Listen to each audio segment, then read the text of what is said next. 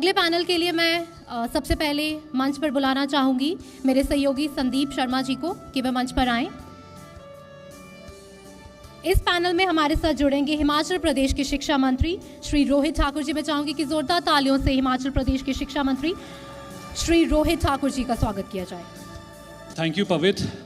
जिस तरीके से हम पिछले कुछ समय से तमाम शिक्षण संस्थानों से आए हुए हमारे गेस्ट से जो है उनकी बात जान रहे थे, अब समय आ चुका है हिमाचल प्रदेश के शिक्षा मंत्री रोहित ठाकुर से कुछ सवालों का जवाब लेने के लिए, क्योंकि तमाम शिक्षा के स्तर को बढ़ाने के लिए सरकार का समर्थन होना बहुत ज़रूरी है। तो सवालों के सिलसिले से शुरुआत करते हैं। ठाकुर साहब, आप किस तरीके से देखते हैं कि हिमाचल प्रदेश को पर्यटन के लिहाज से इंडिया में टॉप 10 पर आंका जाता है? आपको क्या लगता है कि शिक्षा के स्तर पर भी जो है हिमाचल को टॉप 10 की रैंकिंग में उभारा जा सकता है? सरकार का विजन क्या है? सबसे पहले तो आपका धन्यवाद इस अवसर पर बुलाने के लिए, और निश्चित रूप से हमारी सरकार कमिटेड है कि हमारा एजुकेशन जो अतीत में भी, अगर हम हिमाचल प्रदेश की बात करें, शिक्षा के जगत में एक अपना नाम रहा है। और साथ ही साथ जैसे आपने टूरिज़्म की बात कही, समय के साथ कुछ कमियां भी आई, त्रुटियां भी आई, इनको पूरा करके शीघ्र हमारा प्रदेश पुनः शिक्षा के क्षेत्र में अग्रणी रहे, इसके लिए हम प्रयासरत हैं। श्री ठाकुर जी, अभी प्रदेश में या फिर अगर हम बात करें पूरे भारत की, तो नई शिक्षा नीति जो है वो लागू हो चुकी है। एज अ शिक्षा मंत्री आप किस तरीके से इस नई एजुकेशन पॉलिसी को देखते हैं? नहीं, हम इसका स्वागत करते हैं और निरंतर हिमाचल सरकार प्रयास कर रही है कि चरणबद्ध तरीके से, जो इसमें मैं समझता हूँ बड़े पॉजिटिव इसमें जो रिकमेंडेशन है, इसको प्रदेश में लागू किया जाए। हालांकि कोई ऐसा टाइम बाउंड कार्यक्रम इसमें नहीं है, लेकिन निश्चित रूप में इसमें कार्य किया जा रहा है। क्योंकि आप जानते, जैसे मुझसे पूर्व यहाँ पर पैनलिस्ट भी कह रहे थे कि हमारा पहाड़ी प्रदेश है, कई तरह की समस्याएं हैं, चाहे इंफ्रास्ट्रक्चर की बात हो, मैन पावर की बात हो, लेकिन फिर भी मैं समझता हूँ आने वाले समय में, मैं समझता हूँ काफ़ी हद तक ये सारी बातें एनईपी पॉलिसी जो हमारी 2020 की है, इसको अमली जामा पहनाया जाएगा। रोहित जी, जिस तरीके से हिमाचल प्रदेश में बड़े बड़े एजुकेशनल इंस्टीट्यूट्स हैं, लेकिन फिर भी हिमाचल के जो युवा बच्चे हैं वो प्रदेश से बाहर जाकर स्टडी करना जो है उसको प्रेफरेंस देते हैं। आप इस इंसिडेंट को किस तरीके से देखते हैं कि क्या प्रदेश में कोई कमी है एजुकेशन सिस्टम में, या फिर आप इसको किस और तरीके से भी देखना चाहते हैं?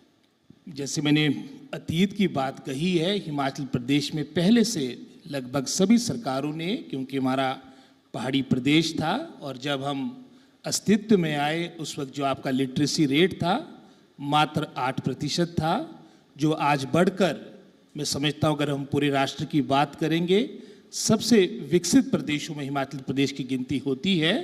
लेकिन समय के साथ मैं समझता हूँ कहीं ना कहीं क्वालिटेटिव सेक्टर की तरफ, हमारी गुणवत्ता की तरफ हमारा शिक्षा का क्षेत्र जाए, इसमें कुछ कमी देखने को आई है।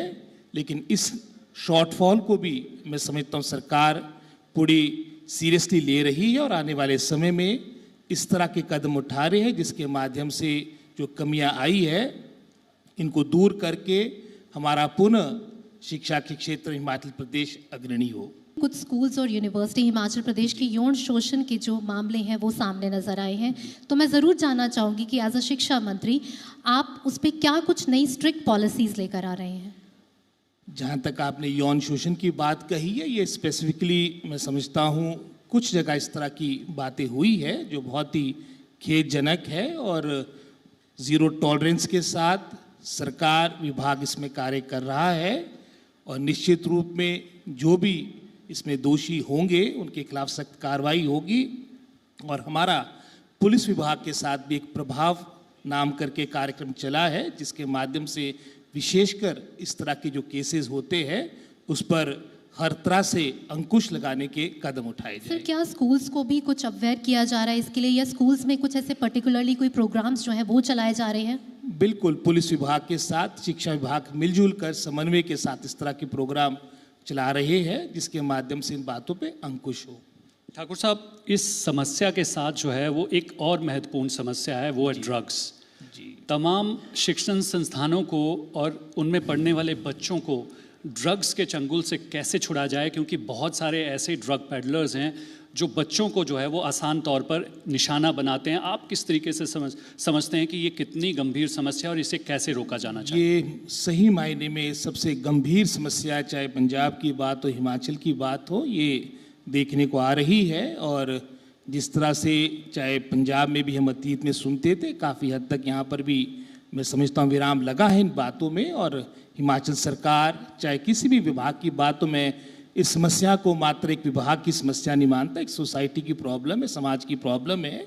और निश्चित रूप में मैं समझता हूँ हर तरह से, जैसे मैंने जीरो टॉलरेंस की बात पहले भी की है, सरकार हर तरह से इसमें हस्तक्षेप करके इन बातों को विराम लगाने के लिए हर कदम उठा रही है, और इसमें कुछ कमी भी देखने को मिल रही है। सर, प्रदेश में पहले से ही बहुत सारे स्कूल्स हैं, चाहे अगर हम बात करें निजी स्कूल्स की या फिर बात करें सरकारी स्कूल की। तो हिमाचल प्रदेश की सरकार द्वारा एक नया निर्णय जो लिया गया है कि Rajiv Gandhi day boarding school जो है वो शुरू किए जाएंगे। क्या खास है राजीव गांधी स्कूल्स में, क्योंकि प्रदेश में पहले ही इतने सारे जो स्कूल संस्थान हैं वो मौजूद हैं? जी, जैसे मैंने पहले कहा कि हमारी जो शुरुआत हिमाचल प्रदेश की हुई है, बड़े छोटे स्तर पे हुई है। 8% लिटरेसी रेट था।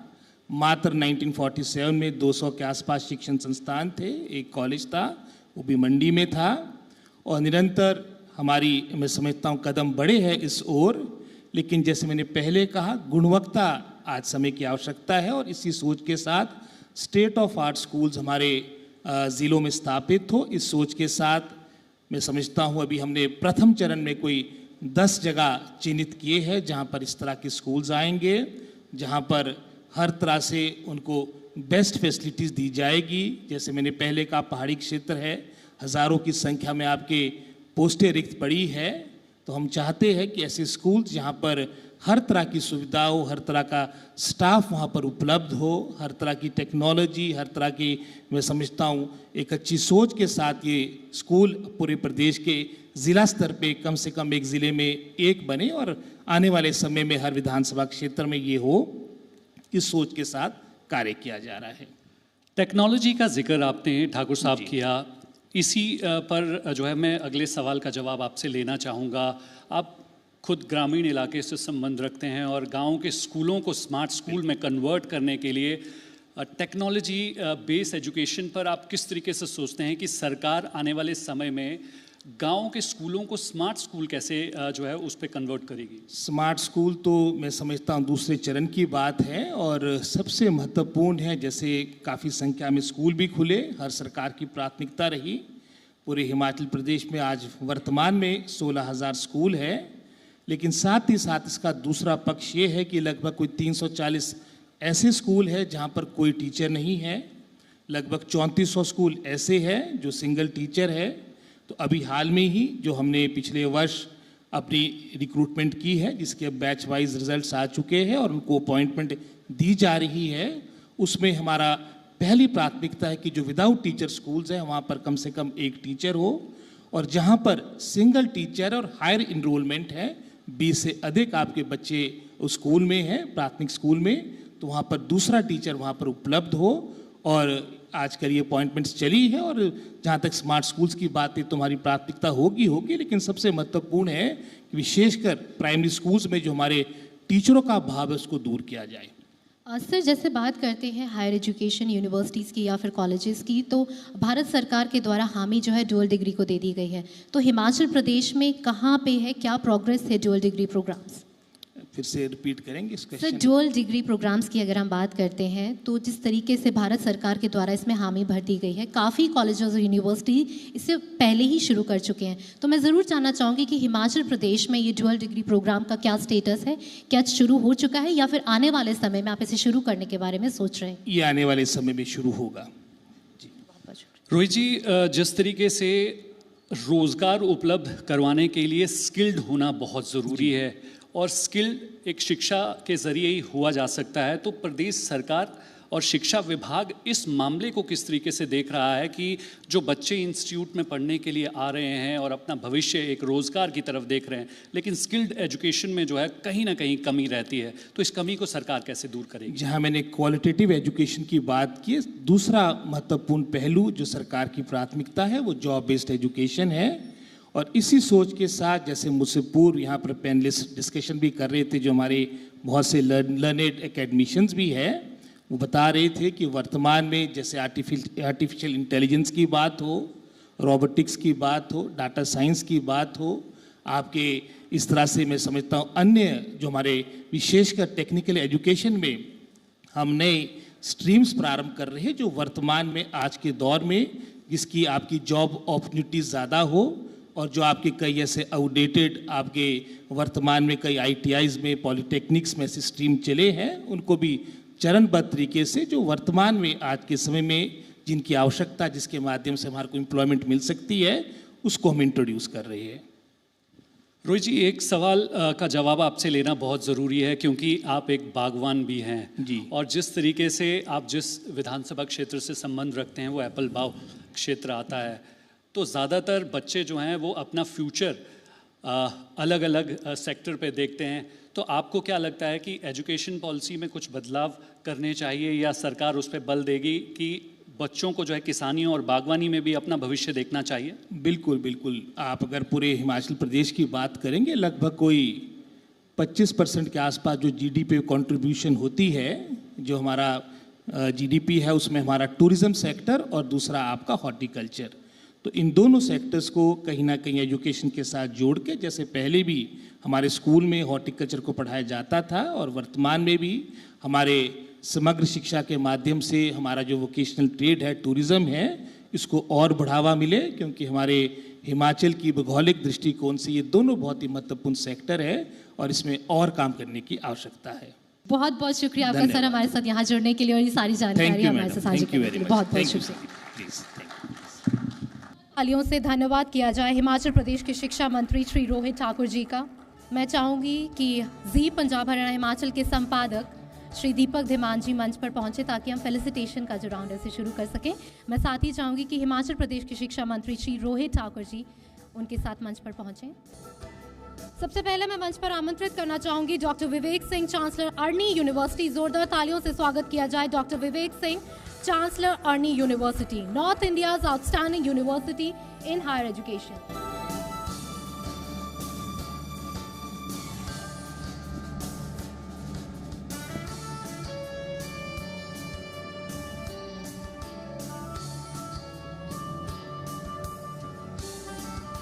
आगे मैं मंच पर आमंत्रित करना चाहूंगी doctor Madhu Chitkara, pro chancellor Chitkara university, excellence in education.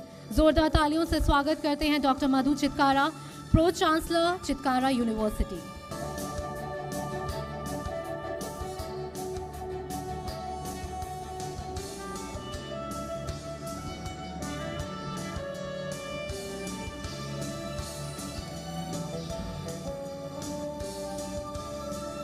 तालियों में कंजूसगी नहीं होनी चाहिए। मैं चाहूंगी कि दिल खोल के तालियां बजाएं। आप किसी के लिए ताली बजाएंगे तो आपके लिए भी ताली बजेगी। बहुत बहुत शुक्रिया। आगे मैं मंच पर बुलाना चाहूंगी mister Ashish Talewal, managing director Chandigarh group of colleges. वो किसी कारणवश यहाँ पे मौजूद नहीं है, उनके बिहाफ पर मैं बुलाना चाहूंगी doctor Vinay Goyal and IPS Chatwal कि वो मंच पर आएँ और ये ट्रॉफी रिसीव करें। जोरदार तालियों से धन्यवाद करते हैं हम mister Ashish Talewal, managing director Chandigarh group of colleges.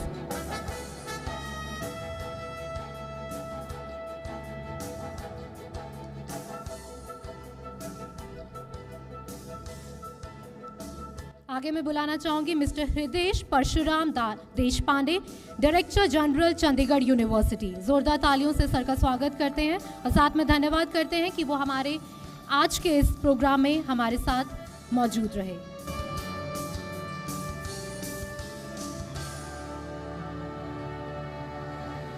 अब मैं मंच पर आमंत्रित करना चाहूंगी Harpreet Singh, vice chairman CT university, excellence for best in paramedical and health care sciences. जोरदार तालियों से हम स्वागत करते हैं हरप्रीत सिंह का, जो कि वाइस चेयरमैन है CT यूनिवर्सिटी।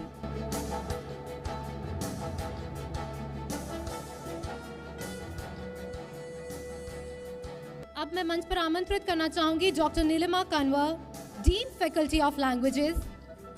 जोरदार तालियों से हम मैम आपका स्वागत करते हैं, हार्दिक अभिनंदन करते हैं। Doctor Neelima Kanwar, dean faculty of languages, HP university Shimla.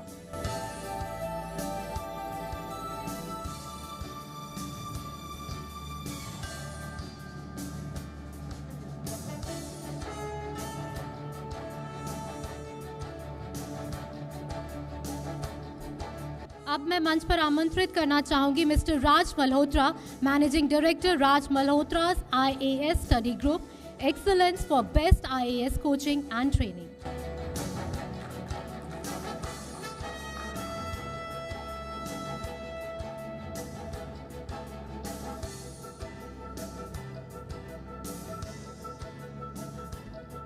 मैं मंच पर आमंत्रित करना चाहूंगी mister Ashish Bhatnagar, director academic support and services, Chitkara international school, Chandigarh and Panchkula.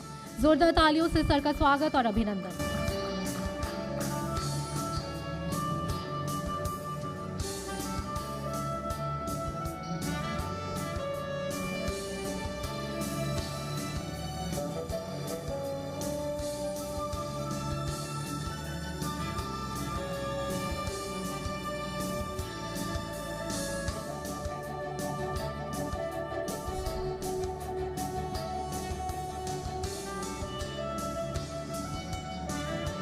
अब मैं मंच पर आमंत्रित करना चाहूंगी mister Balwant Sharma, director MBD group, excellence in contribution to educational sector.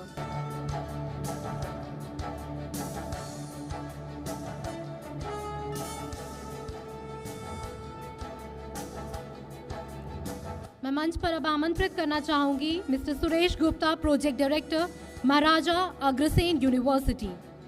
जोरदार तालियों से सर का स्वागत करते हैं mister Suresh Gupta, project director, Maharaja Agrasen university.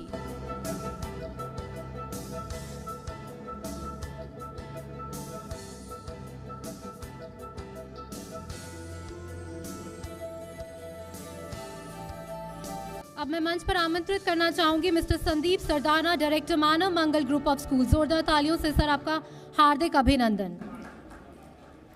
Mister Sandeep Sardana, director, Manav Mangal group of schools. मैं चाहूंगी कि तालियों में कंजूस की ना, तालियां तो बजा दो।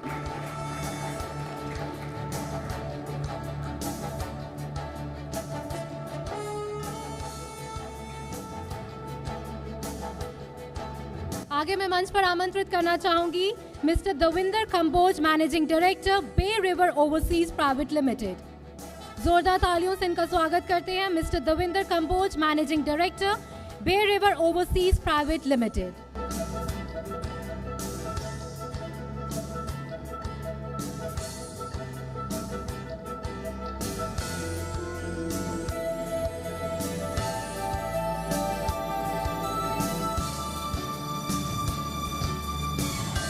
आगे मैं आमंत्रित करना चाहूंगी बॉस इंटरनेशनल स्टडीज के director Harinder Kumar and Anil Kumar.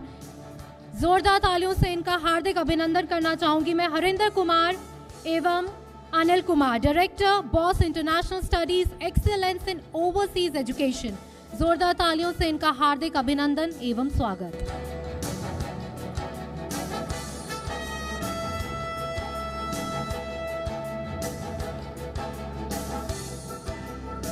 Excellence in Overseas Education, Harinder Kumar and Anil Kumar, Director, Boss International Studies.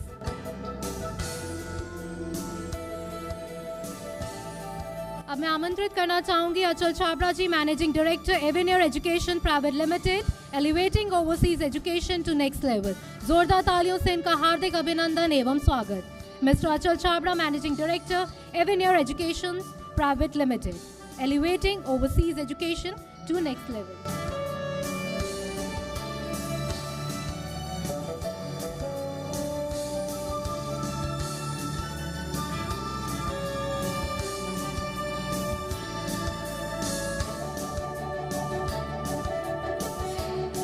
एवेन्यूर education private limited द्वारा ये योजना जो है इसकी शुरुआत की जा रही है और इसकी शुभ शुरुआत जो है हिमाचल प्रदेश के शिक्षा मंत्री श्री रोहित ठाकुर जी द्वारा की जा रही है। शोभा सुकन्या शिक्षा योजना।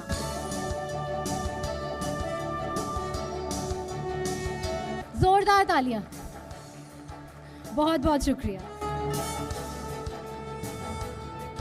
अब मैं अनुरोध करूंगी हमारे संपादक श्री दीपक धीमान जी से कि वह हमारे chief guest, special guest Shri Rohit Thakur ji, honourable education minister Himachal Pradesh, उनका हार्दिक अभिनंदन करें एवं धन्यवाद करें। Thank you so much sir, आपने अपना बिजी स्केड्यूल में से हमारे लिए समय निकाला, आपका बहुत बहुत धन्यवाद। विभिन्न सत्रों को आपने सुना जिन्होंने नई शिक्षा नीति, टेक्नोलॉजी और चुनौतियों के बारे में बात की, आपका बहुत बहुत धन्यवाद एवं हार्दिक अभिनंदन। मैं चाहूंगी कि जोरदार तालियों के साथ सर का धन्यवाद किया जाए। Shri Rohit Thakur ji, honourable education minister Himachal प्रदेश।